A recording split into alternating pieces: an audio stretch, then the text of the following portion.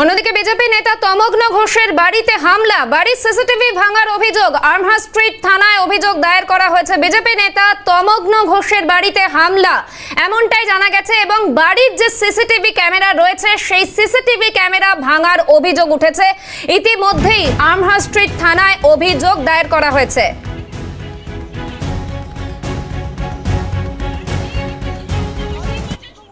এ বিষয়ে তমগ্ন ঘোষ কি বলছেন শোনাবো।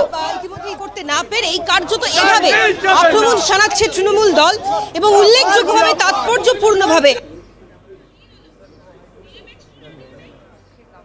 তো আমার এই যে যার ভাই বোনেরা রয়েছে এরা আমার প্রোটেকশন দেবে।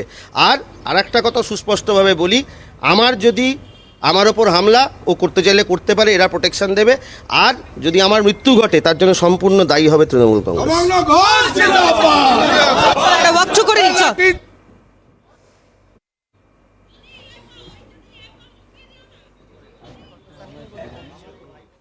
বিজেপি নেতা তমগ্ন ঘোষের বাড়িতে হামলা। ঘটনাকে কেন্দ্র করে সাময়িকভাবে চাঞ্চল্য ছড়িয়েছে এলাকায় এবং ইতিমধ্যেই আমহার্স্ট স্ট্রিট থানায় অভিযোগ দায়ের করা হয়েছে। তার বাড়ির সিসিটিভি ভাঙার অভিযোগ উঠেছে।